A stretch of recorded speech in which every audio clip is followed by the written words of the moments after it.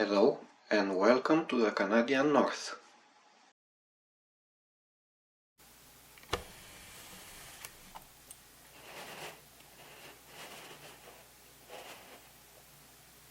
This is the final product.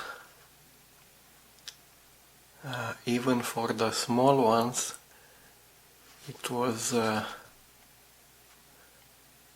easier than I expected.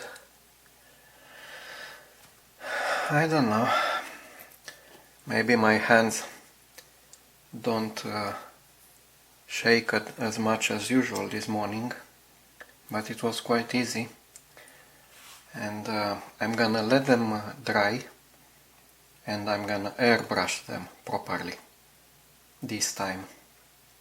We'll see what gives.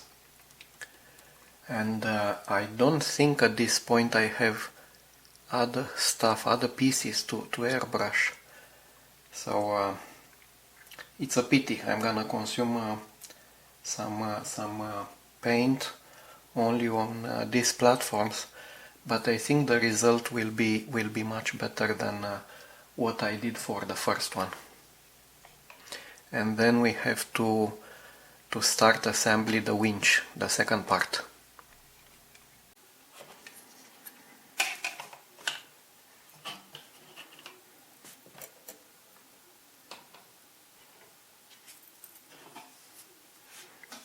It crossed my mind while airbrushing these two small platforms and this big one, how about I don't waste the time and the paint, and it crossed my mind to start perhaps painting the boats of this model.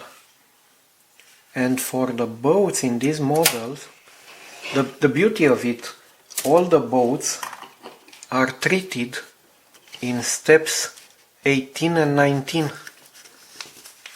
They treat all the boats in there, and then we are done with the boats. It's quite complex, but at least they are focused on in two steps only. Step 18, step 19, and that's it with the boats. But these boats, they are on two sprues D, and we have some of the pieces are hulls like these ones, and some of the pieces are decks like these ones, and on these decks other things will come installed in step, let's say in step 19, I think.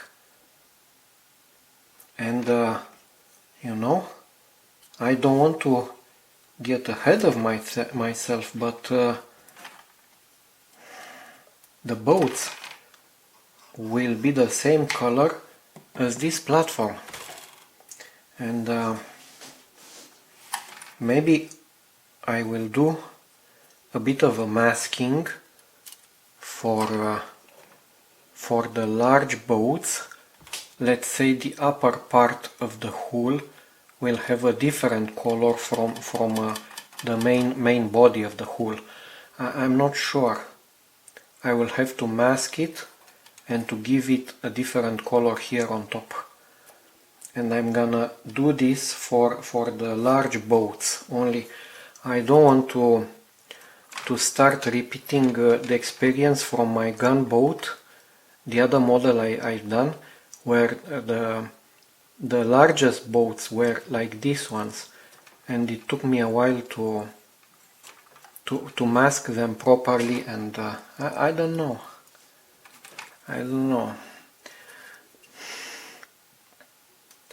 One way or the other, all these hulls, and there are quite a lot of them on two sprues, they will need to be painted outside with the same color, with this it's here, this dark yellow.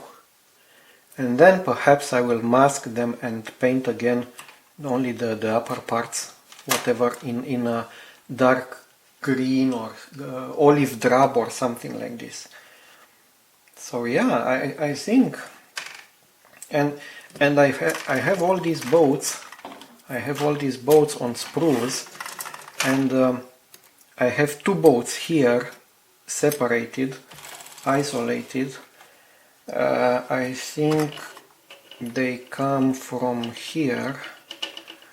They got separated. I broke them from their supports here when I manipulated the sprues at some point, and they are here already. Yeah. Now the question would be, should I paint them on the sprue? No. I'm gonna cut them out from here. I'm gonna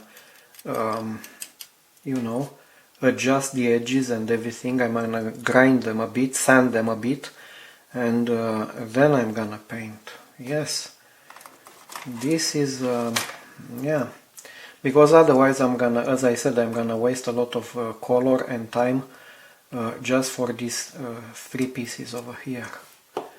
So the boats, they have to start coming. Very interesting. And in the end I will have to choose a color for these decks too. I think it's gonna be the same color. And mind you, we even have, I think you don't remember, but I do, we have some wood in the deck, some very small pieces that enter here in these decks. But I don't think I'm gonna look into that anymore. I don't think so. Maybe I'll do something for the largest parts. I don't know. We'll see how it goes. But first I think I'll have to separate the both and see from there for the painting.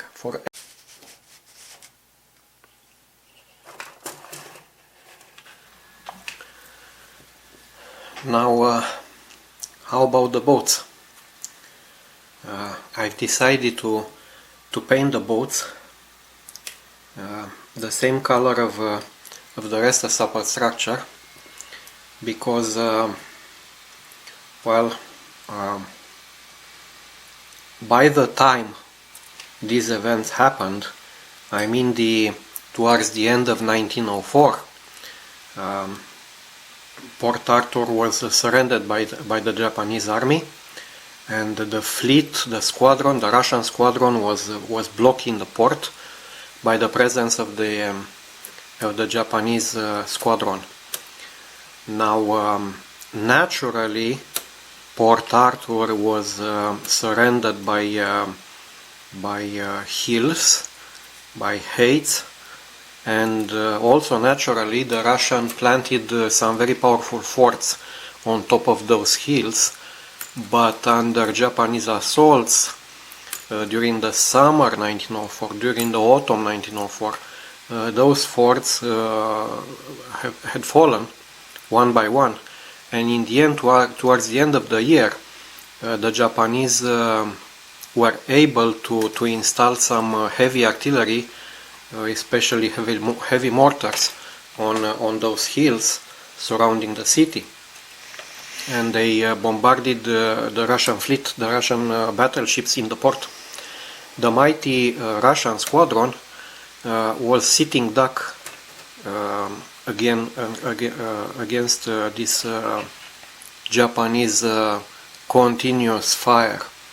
And that being said, I don't think somebody had the time or the natural inclination to paint those boats anything different from the rest of the ship, or they didn't have. I don't think they had some fancy colors or insignia or whatever you would expect from a normal battleship in those times. It might be even possible the boats were kind of gray or white, dark white, and and nobody cared to paint the boats anymore, I think. Now remember that the Tsesarevich at that time was not there. It left the rest of the fleet, it got separated, and it was in Tsingtao, which was the German colony, and it was undergoing repairs. But I've decided to paint the ship, my model, as if the ship was still in Port Arthur at that time with the rest of the Russian squadron. Now the Japanese squadron, I want to say some words here about the Japanese squadron. Initially they had 6 battleships, and there are no other reserves, no other this is what they had, the 6 battleships and 6 or 8 armored cruisers. We never talked about the armored cruisers, but I will come back to that in a future episode. And the 6 Japanese battleships were, of course, the Mikasa, the flagship, the Shikishima, Asahi, Fuji, Yashima, and Hatsutse. Yeah. Now, by the end of 1904, Japanese already lost 2 battleships, the Yashima and the Hatsutse. They were lost to Russian mines.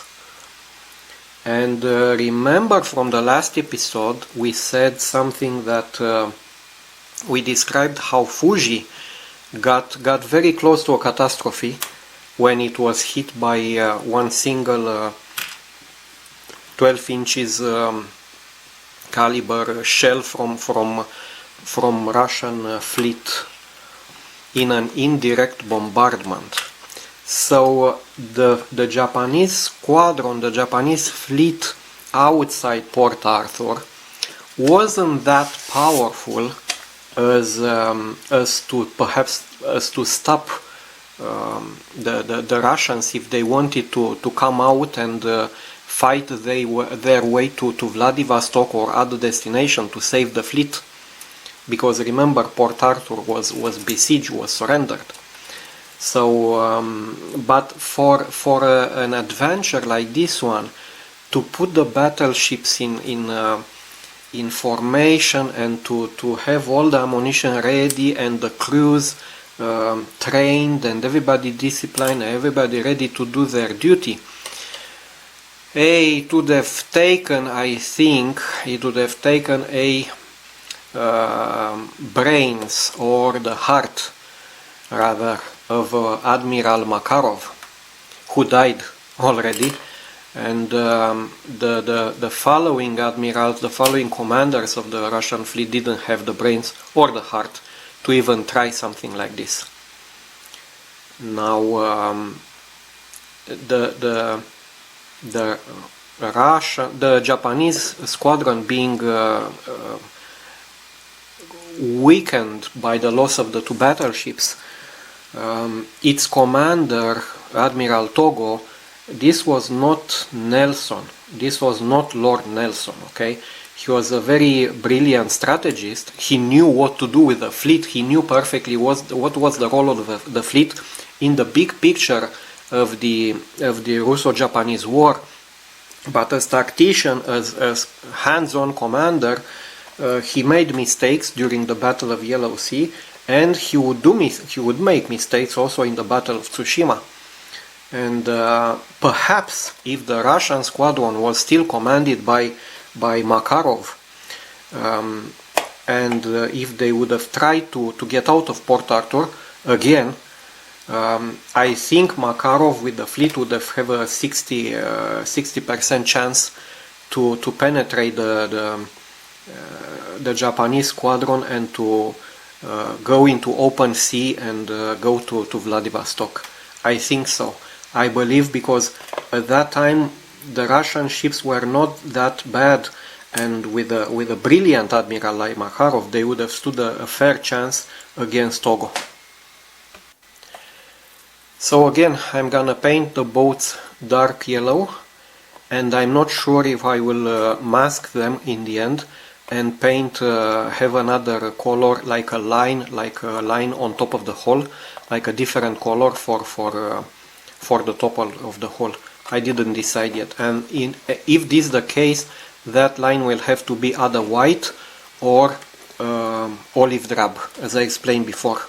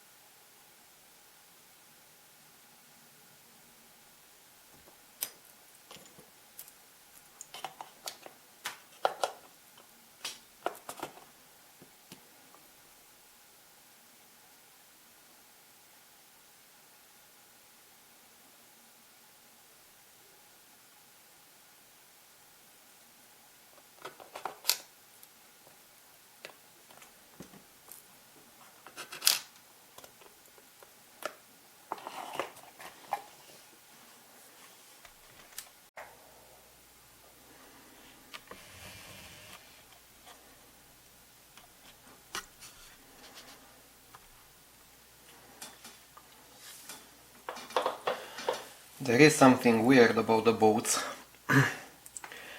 You could see when I cut them, there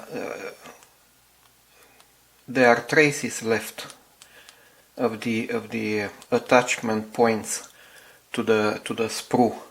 Okay, all of them had these traces, and I cut them as close as I could, as tight as I could, but I have to grind them anyway. Well, all of the boats had these, except these two. These two, which I said I separated them by mistake when I manipulated the sprue, the D's. They don't have those traces, and I don't remember clearing them. So I think these were very loose in their supports over there. I think so. And now I have to grind all these bolts and to sandblast the traces of the supports, and then I will put them here to be ready to airbrush.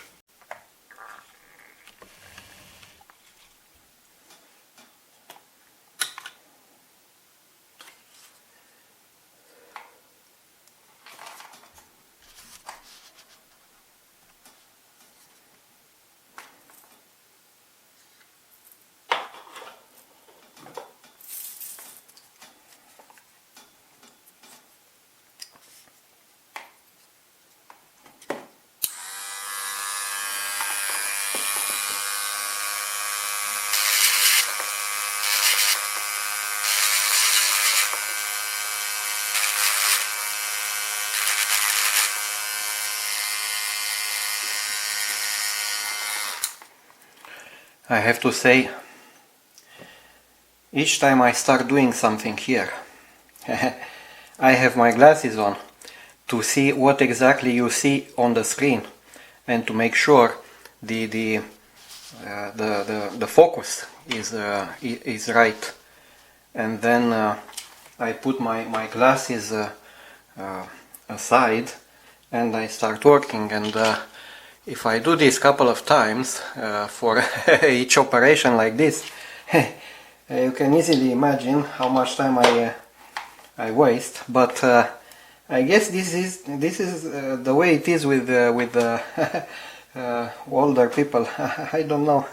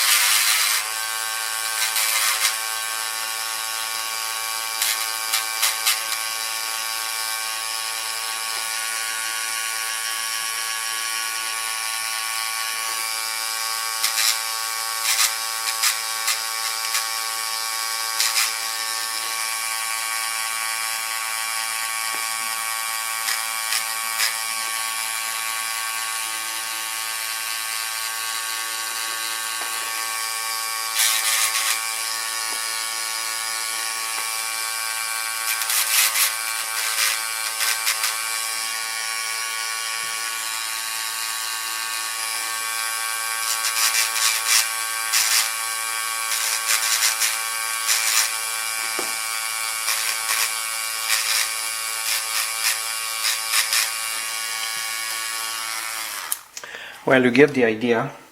The rest of them I'm gonna do them off camera. I don't need to beat this one to death. And then I'm gonna fix them here and start airbrushing. We are kinda prepared to paint them. I put them the way I usually do. Place them here. I want to show you something. Let me zoom. And it's about these ones, the small ones. Let me zoom more. Come here.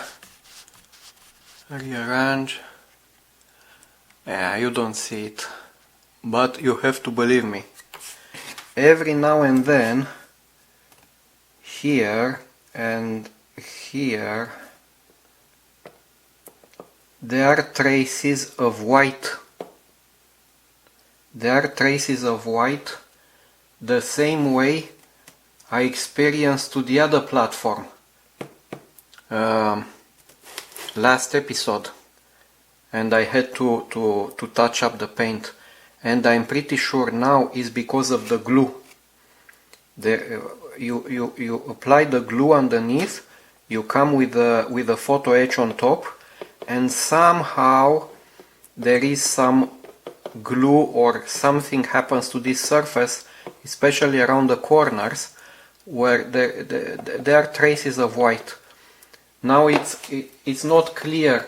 The last time I did it with this one, with the gorilla, for this one, but before I think I used this one, and it was the same, or maybe I didn't. I can't remember what I used for the other platform, where it was even more white than here.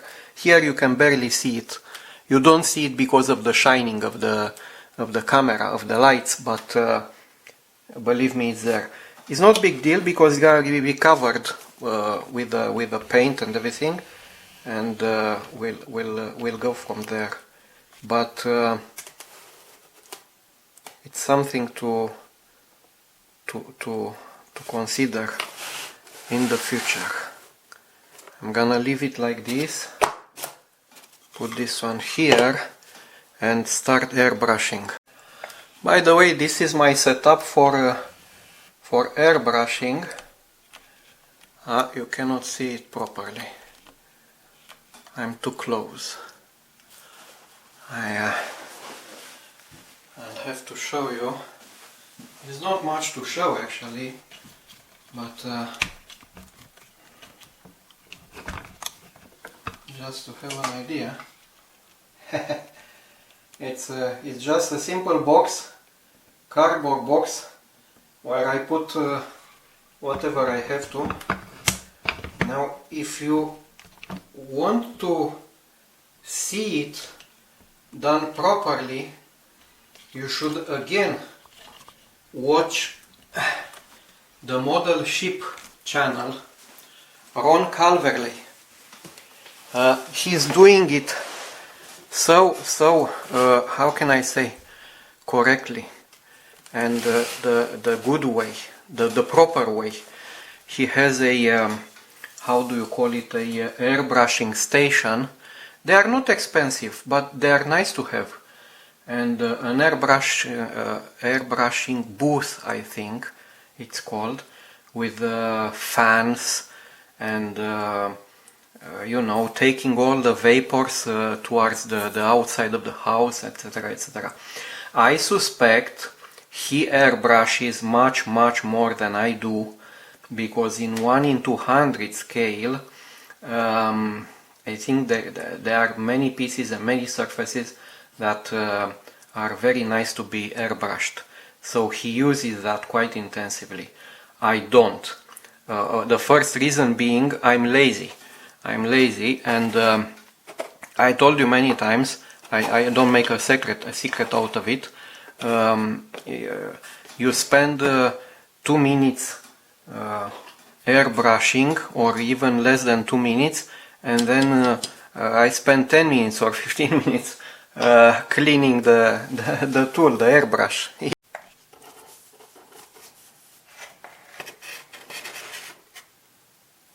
This one here, you don't see it because of the permanent shining. I apologize for that. I'll try to be more careful in the future. It works for me very well, it doesn't for you.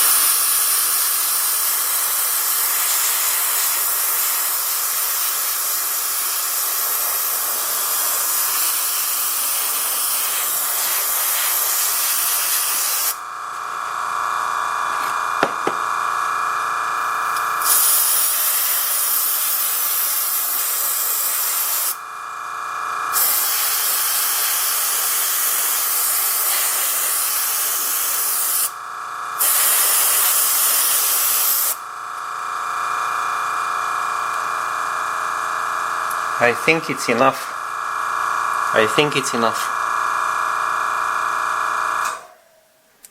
Of course, the color, what I see on the screen, is a kind of mustard. It's yellow mustard.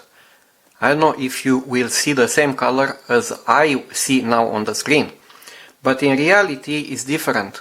It doesn't have this shining that you see on the screen, and it's more pale. More pale. It's a really very nice dark yellow. Yes. And now you can see here the difference. I will try to zoom. Let me zoom. This is what I was talking about. With the airbrush, now you see the real color. Now you see the real color. With the airbrush, you preserve the details of the photo etch. If I just zoom it, if I focus like this, you can see that grating is intact. Is not covered in paint the way I did it for the other platform. All the details are intact. It's very nice to use the airbrush with photo etch like this. This is a good lesson. Yes, I suspected, but I wasn't expected for such a big difference. So now my pieces are paint. This one will go towards step 16, which will continue next time, and these ones, the boats, will have to wait for later steps, and we'll see from there. Yes. Speaking of Ron Calverley, he oftentimes uses a rotator like this one very often, and it's very good idea because it exposes the pieces on all the surfaces to the flow of paint, to the jet of paint. And yeah, very good idea. I did it a couple of times myself, but I don't know, my pieces are very small. I don't know, perhaps I'm too lazy. I should use this one more often, but you can see I got a pretty decent job with the other method too. So yeah, just an observation.